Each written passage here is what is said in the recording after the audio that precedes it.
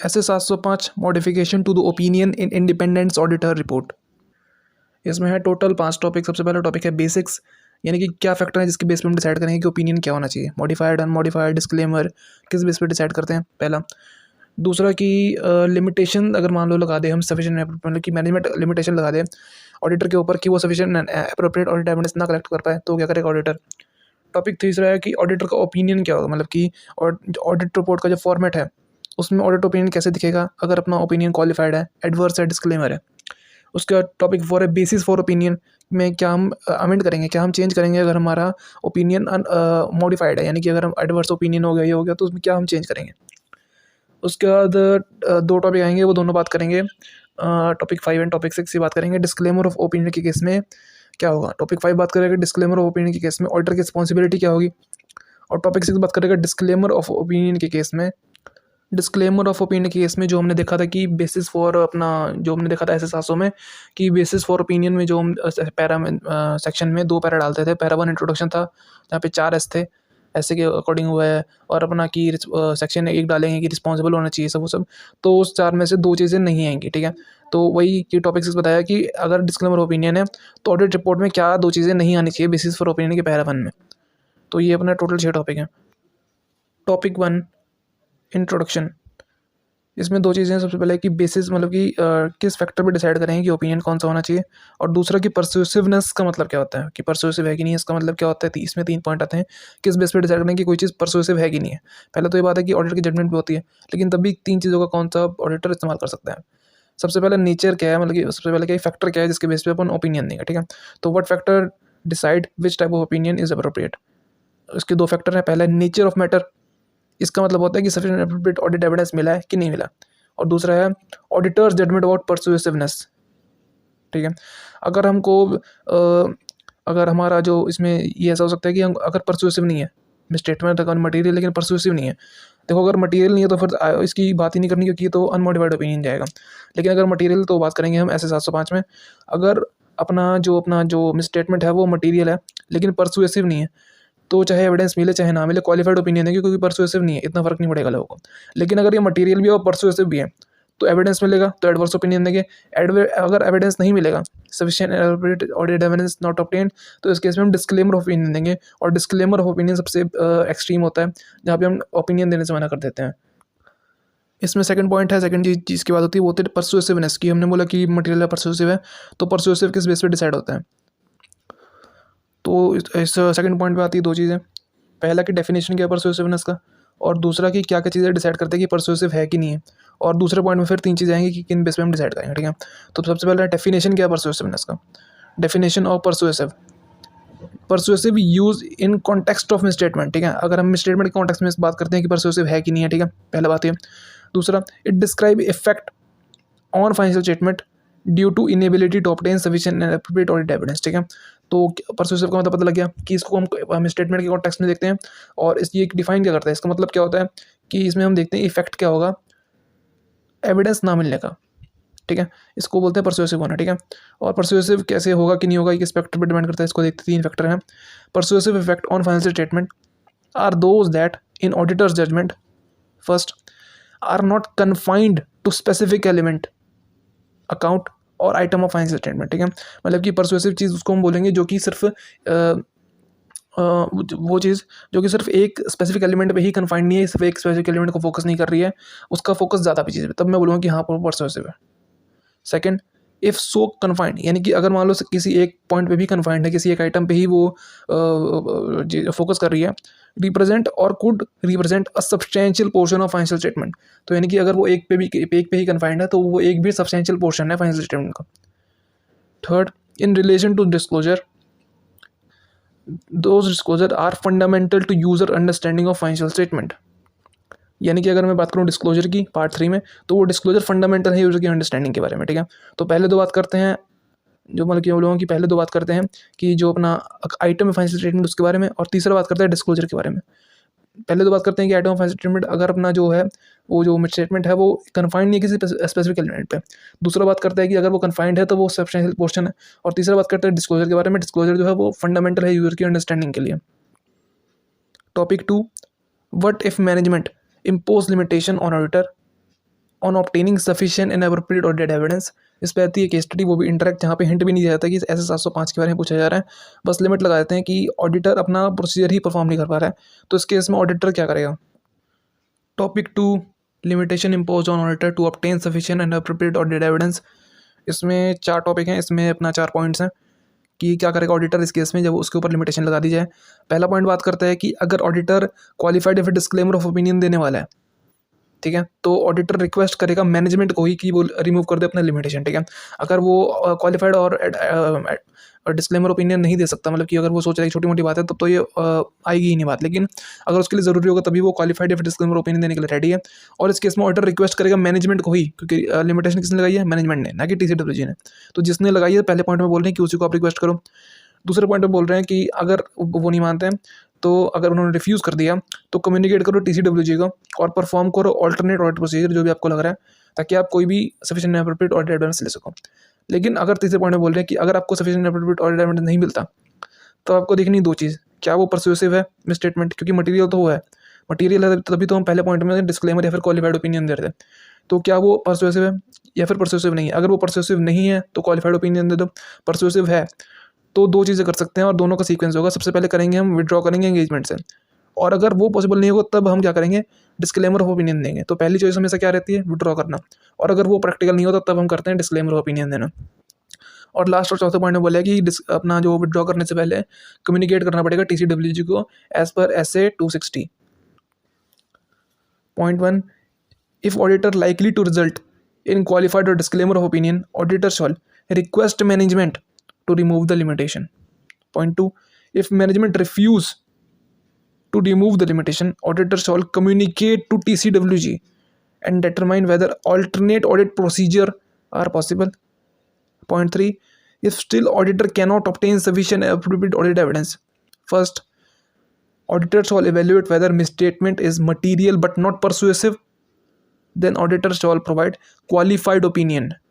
Second, if auditor evaluate misstatement is material and persuasive, then auditor shall first withdraw from engagement, or second, not practicable to withdraw, then auditor shall disclaim an opinion.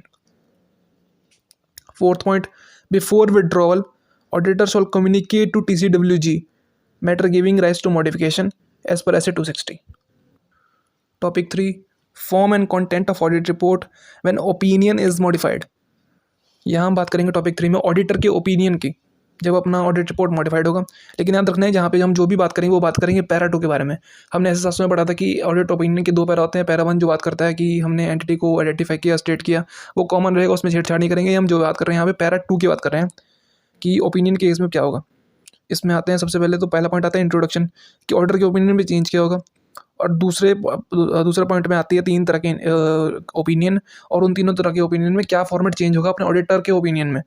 तीनों तरह के opinion मतलब कि qualified opinion, उसमें क्या change होगा, auditor opinion मतलब कि किस तरह से दिखेगा वहाँ पे, दूसरा एडवर्स ओपिनियन और तीसरा डिस्क्लेमर ओपिनियन, ठीक है। तो point 1, auditors opinion. When auditor modify audit report, auditor shall use the heading qualified opinion, adverse opinion और disclaimer of opinion as appropriate for opinion section instead of just mere audit opinion. यानी कि हम जो introduction देते हैं auditor report का, अगर unmodified opinion होता है तो हम बोलते हैं ऑडिटर ओपिनियन, लेकिन अगर वो मॉडिफाइड है तो हमको स्पेसिफिक बताना पड़ेगा कि क्वालिफाइड ओपिनियन, ऑडिटर का नाम हटा देना, क्वालिफाइड ओपिनियन, डिस्क्लेमर ओपिनियन या फिर अपना एडवर्स ओपिनियन। ये है फर्स्ट पॉइंट।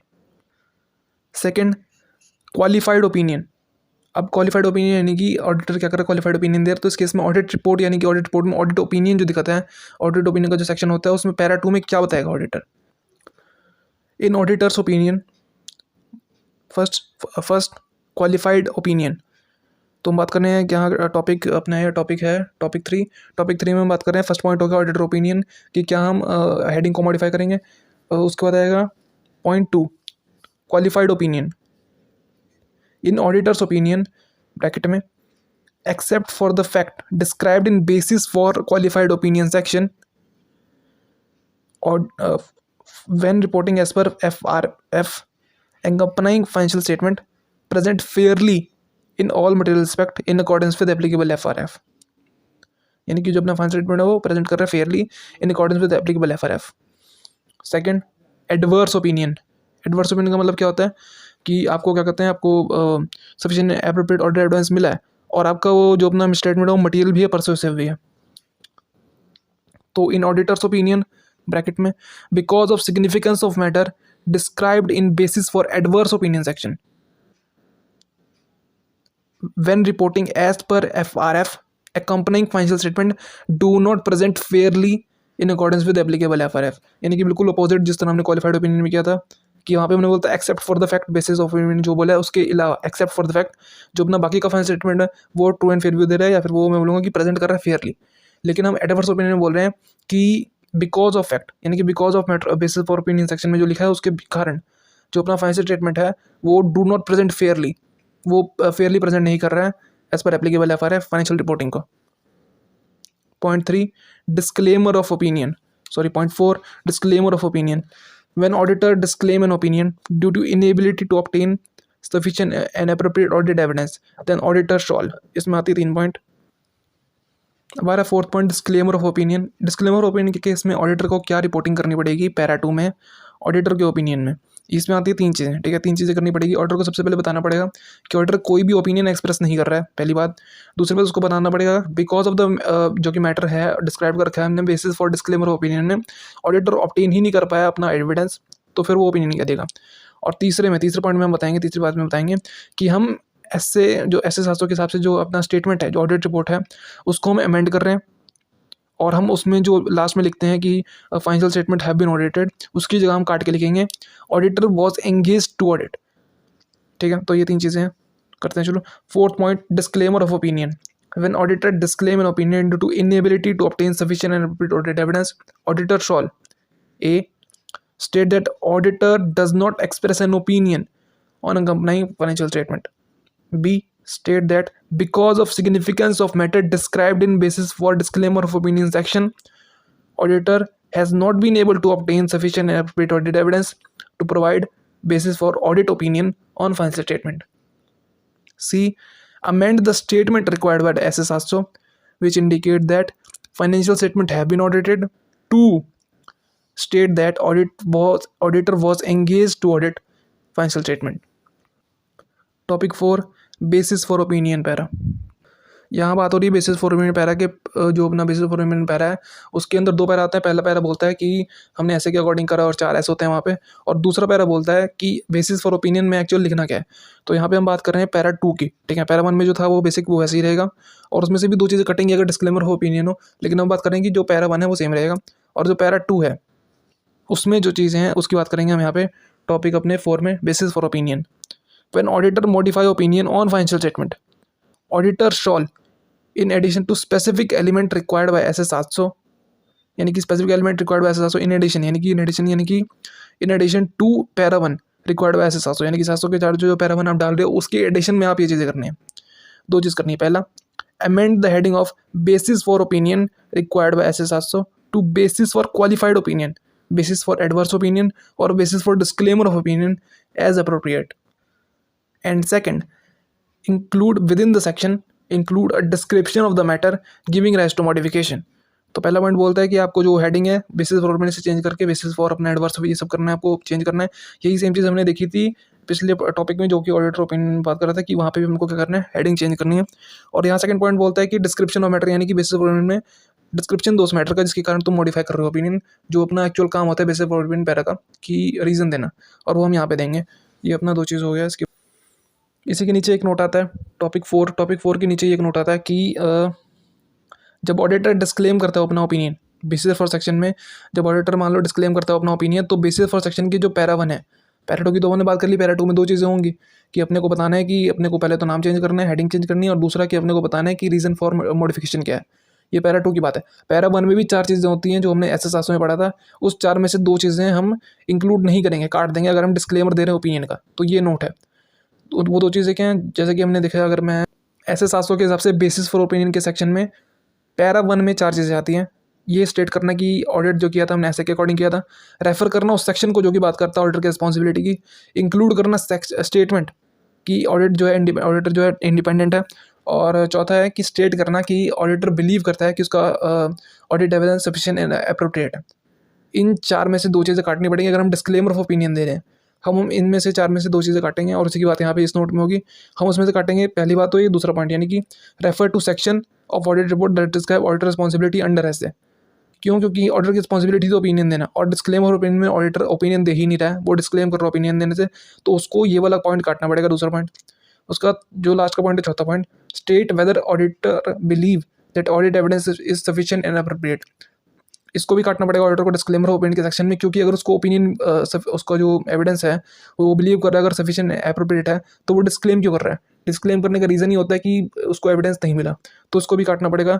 और इसको इसके बारे में नोट लिखा है, when auditor disclaim opinion on financial statement audit report shawl not include following elements required by S 700। A. Reference to section of audit report where auditor responsibility are described, and B. Statement about whether audit evidence obtained is sufficient and appropriate to provide a basis for auditor's opinion। तो ये 2 चीज़ें होंगी जो अपना basis for opinion के para 1 में नहीं आएंगी। जो बाकी की 2 बची चीज़ें सिर्फ वही आएगी कि ऑडिट जो हमने किया था वो ऐसे के अकॉर्डिंग किया था, और जो हमारा स्टेटमेंट है इंडिपेंडेंस का वो। Topic 5, description of auditor responsibility for audit of financial statement when auditor disclaim an opinion on financial statement. यानी कि जब ऑडिटर डिस्क्लेमर ऑफ ओपिनियन देता है तो ऑडिटर की जो रिस्पॉन्सिबिलिटी है उसका डिस्क्रिप्शन बदल जाएगा, यानी कि उसकी रिस्पॉन्सिबिलिटी फॉर एग्जांपल 10 चीज़ें होंगी करना, लेकिन जब वो डिस्क्लेमर ऑफ ओपिनियन दे रहा है तो उसको वो चीज़ बदलनी पड़ेगी सेक्शन में जाके। तो क्या क्या बदलाव आएगा? When auditor disclaim an opinion on financial statement due to inability to obtain sufficient and appropriate audit evidence, auditor shall amend the description of audit responsibility required by SS 700 to include only the following। यानी कि उसकी responsibility सिर्फ 3 चीज़ें दिखेंगी। पहली चीज़ बात करती है, जो 3 चीज़ें हैं, सबसे पहले बात करते हैं कि ये हम बात करें कि ऑडिटर की रिस्पॉन्सिबिलिटी क्या क्या होगी। अगर ऑडिटर डिस्क्लेम कर रहा है ओपिनियन तो अपनी रिस्पॉन्सिबिलिटी की जो सेक्शन है उसको अमेंड करेगा। तो यहाँ पे सिर्फ 3 पॉइंट आएंगे। पहला पॉइंट आएगा कि जो हमने ऐसे जो अपना ऑडिट किया था वो ऐसे के अकॉर्डिंग किया था, और दूसरा कि जो हमने जो इंडिपेंडेंस का जो स्टेटमेंट है हम वो इशू कर रहे हैं, और तीसरा कि बिकॉज ऑफ द मैटर जो हमने डिस्क्लोज किया basis for disclaimer of opinion section में हम अनेबल हैं, हम ऑब्टेन ही नहीं कर पा रहे हैं एविडेंस को, जिसके कारण हम ओपिनियन ही नहीं दे पा रहे हैं। तो ये 3 चीज़ें हमको बतानी है ऑडिटर की रिस्पॉन्सिबिलिटी में when auditor disclaim an opinion. Topic 5, description of audit responsibility for audit of financial statement when auditor disclaim an opinion. When auditors disclaim an opinion on financial statement due to inability to obtain sufficient and appropriate evidence, auditors shall amend the description of auditor responsibility required by SSSO to include only the following: A. Statement that auditor responsibility is to conduct audit of entity as per SA and to issue audit report. B. Statement about auditor's independence and other ethical requirement required by SSSO। यानी कि पहले 2 point बात कर रहे हैं statement के बारे में। सी भी स्टेटमेंट के बारे में बात कर रहे हैं। C statement that however because of the matter described in basis for opinion section